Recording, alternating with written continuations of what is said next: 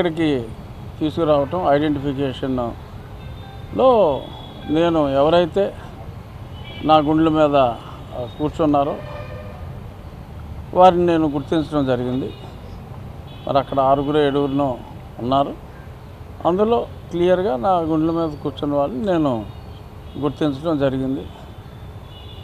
మరి అతను ఎవరన్నదే మరి వ్యక్తిని అయితే నేను గుర్తించా, ఖచ్చితంగా ఇతనే అని చెప్పా. మరి అతను అందరూ అనుకునే వ్యక్తా కాదా అన్నదే మరి అది మీరు తెలుసుకోవాలి. నేనైతే నా గుండెల మీద కూర్చున్న వ్యక్తిని గుర్తించాను క్లియర్గా. ఇప్పుడు మీరు ఏమైనా ఎక్స్ట్రా ప్రశ్నలు కాదు. ముసుగు లేదండి, ఎందుకంటే నేను యాక్చువల్గా నా చెస్ట్కి బాగా దగ్గరగా కూర్చొని నన్ను 2-3 షాట్లు కొట్టినప్పుడు అప్పుడు లైట్గా జారింది.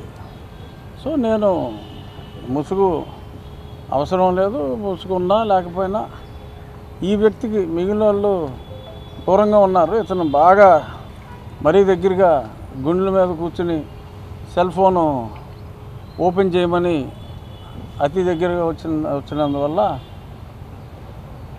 అది కూడా కర్చీఫ్ ఉంది లూజ్ కట్టుకుంటారు కదా, కొంచెం నన్ను కొడతాం మూమెంట్లు అన్నీ ఉన్నప్పుడు సో మొహం కూడా ఆల్మోస్ట్ ఇలా జారిపోయిందంటే ఆల్మోస్ట్ కనపడిపోతుంది కదా. సో మొహం కూడా చూడటం జరిగింది. సో ఇప్పుడు నేను ఐడెంటిఫై గుండెల మీద కూర్చున్న వ్యక్తిని అయితే స్పష్టంగా ఐడెంటిఫై చేశాను. సార్ ఆ రోజు ఈ తులసిబాబుతో పాటు కొట్టడానికి మీ దగ్గరికి ఎంతమంది వచ్చారు ఏంటి? అదే తులసిబాబు కాకుండా 4 అంటే రావటం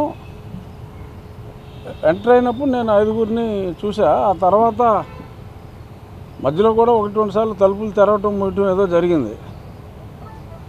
ఒక్కసారి లాఠీ దెబ్బలు కాళ్ళ మీద పడ్డాక, దెబ్బలు కాళ్ళ మీద కాదు ఇక్కడ తగిలినట్టున్నాయి అంతే. ఫస్ట్ 3-4 షాట్ల తర్వాత బుర్ర బ్లాంక్. మళ్ళీ కొంచెం నడిపించారు. ఒక రౌండ్ అయ్యాక కట్లిప్పి కాళ్ళకి కట్టినాయి.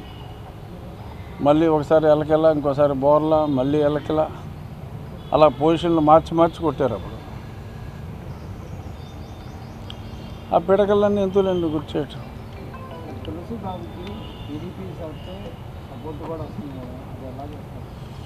ఏం మరి వాళ్ళు టీవీలో చూసాము అదంతా. తులసి దళం అని గుడివాడ నాయకుడు తెలుగుదేశం పార్టీని ఇతనే బతికించాడు, దిక్కు దివాణం లేని తెలుగుదేశాన్ని బతికించాడు అని ఏదో రకరకాల స్లోగన్లన్నీ చూసాం. మరి నిజంగా మరి మేము ఇంకా చంద్రబాబు నాయుడు గారు, పవన్ కళ్యాణ్ గారు కృషి అని అనుకున్నా. మరి ఇతను కృషి అని వాళ్ళు చెప్పుకుంటున్నారు. మరి అది ఎంతవరకు నిజం అన్నది నాకు తెలియదు. ఏమని టీడీపీ ఎమ్మెల్యే సపోర్ట్ చేస్తున్నాడని చెప్పి అన్ని పేపర్లో ముందే వచ్చేసిందిగా. అఫీషియల్గా చేయలేదు. జగమెరిగిన సత్యాన్ని మళ్ళీ ఇంక చెప్పాల్సిన పనే ఉంది.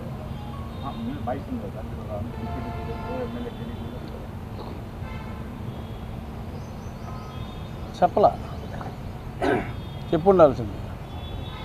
నువ్వు నాకు సలహా ముందే ఇచ్చుంటే చెప్పేవాడి. నిజంగా చెప్పలా, తెలుసు కదా అని చెప్పలా. బట్ మరి ఆ మధ్యన తెలిసింది పార్టీలో అతనికి ఎటువంటి పోస్టు లేదని. గుడివాడలో ఎమ్మెల్యే పోస్ట్ ఉంది కానీ వేరే ఎటువంటి పోస్టు పార్టీలో లేదు. అన్నవిషయాలు ఎమ్మెల్యేగా చాలామంది అవుతున్నాడని గుడివాడలో అందరూ అంటున్నారు. గుడివాడ చుట్టుపక్కల ప్రాంతాలు అందరూ కూడా. మరి ఇప్పుడు బట్ పార్టీకి దూరంగా ఉంచుతారేమో అని నేను అనుకుంటున్నా. నేను అనుకుంటానికి కారణం ఏంటి అని నువ్వు గట్టిగా అడిగితే నేను చెప్పలేను. బట్ అనుకుంటున్నా పార్టీ నుంచి డెఫినెట్గా సాధారణ సభ్యత్వం ఏదో ఉండాలి, పదవులు అంటే లేవు కానీ మరి ఆ సాధారణ సభ్యత్వం నుంచి పక్కన పెడతారేమో ఇప్పటికైనా అని నేను అనుకుంటున్నా. ఎందుకంటే చాలా స్పష్టంగా ఉన్నాయి అందరికీ. అతని చరిత్ర అయితే అందరికీ తెలుసు. ఇప్పుడు నేను ఐడెంటిఫై చేసింది అతనే అని అనుకుంటున్నా. బట్ అతని చరిత్ర అయితే ఒక గుడివాడ వాళ్ళకే కాదు, పక్కన ఉన్న ప్రకాశం జిల్లాలో కూడా అందరికీ తెలుసు. అప్పట్లో సిఐడి ఆఫీసులో మరి ఎస్పీ స్థాయి అధికారులు కూడా సునీల్ కుమార్ రూమ్లోకి వెళ్ళాలంటే పర్మిషన్ తీసుకుని వెళ్ళాలి. ఇతను డైరెక్ట్గా డోర్ తీసుకుని వెళ్ళిపోయేవాడు. ఆ లోపల ఉన్న ఆఫీసర్లు ఎవరైనా ఉంటే అతను ఎంటర్ అయితే వాళ్ళు బయటికి రావాలి తప్ప ఇతను వెయిటింగ్ కూడా చేసేవాడు కాదు. అంత అత్యంత ఆత్మీయుడని చెప్పి సిఐడి ఆఫీస్ అంతా అనుకుంటాం, నాకు చెప్పడం కూడా జరిగింది. మరి ఆ రోజుల్లో అత్యంత బలవంతుడు అని ఆయన ఏదో అప్లికేషన్ కాల్ఫర్ చేశాడంట సునీల్. ఈయన క్వాలిఫికేషన్ ఆయనకి బాగా నచ్చిందంట. ఇంటర్వ్యూలో మరి ఈయన క్వాలిఫికేషన్ చూశాడో పర్సనాలిటీ చూశాడో నాకు తెలియదు, కానీ మరి ఆయన సెలెక్ట్ చేయడం జరిగింది. కొద్ది కాలం పాటు ఆయన లీగల్ అడ్వైజర్గా పనిచేసినట్టు పేపర్లోనే వచ్చింది. ఈయన ఏదో అంటే లా చదివాడేమో నాకు తెలియదు. సరే, 5గురిలో ఒకరు తులసిబాబు, మిగతా 4గురిని కూడా గుర్తించగలరా? ఆ పేర్లు ఏమైనా పోలీసులకు ఇచ్చారా? దాని మీద విచారణ జరుగుతుంది. కొంతమంది అనుమానితులు ఉన్నారు, కానీ మరి పోలీసు విచారణలో ఎవరెవరిని పిలిచారో ఏంటో మాకైతే చెప్పట్లా.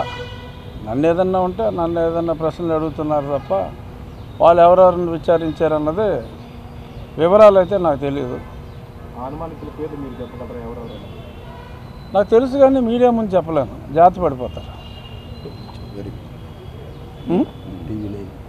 మిగిలిన వాళ్ళని ఇప్పుడు చాలామంది ఎంక్వైరీ జరుగుతుంది. ప్రభావతి గారు, ప్రభావతి గారు పరారీలో ప్రభావతి అదే అందుబాటులో లేరు అంటున్నారు. ఎట్లా? అందుబాటులో లేరు అని పారిపోయారు. మరి సుప్రీంకోర్టులో ఫైల్ చేశారు. నేను కూడా అందులో ఇంప్లీట్ పిటిషన్ ఫైల్ చేస్తున్నా. బహుశా బుధ గురువారాల్లో పారిపోయిన ప్రభావతి గారి పిటిషన్ రావచ్చు. పోలీసులకి ఒక సూపరింటెండెంట్గా చేసి రిటైర్డ్ అయిన ప్రభావతి గారిని ఎతకడం కష్టం అంటే వెతుకుతున్నారని నేను అనుకుంటున్నా, నేను నమ్ముతున్నా. మరి నువ్వెంతో అనుభవంతో అడిగిన ప్రశ్నకి సమాధానం నేను ఏది చెప్పినా కూడా బాగోదు. ఇన్వెస్టిగేషన్ బాగా స్పీడ్గా ఉందా లేకపోతే ఎట్లా సార్? డెఫినెట్గా సంతృప్తికర స్థాయిలో ఉందనే. ఎందుకంటే 2 అరెస్టులు అయినాయి కదా, ఆవిడ కోసం ఎత్తుకుతున్నారు.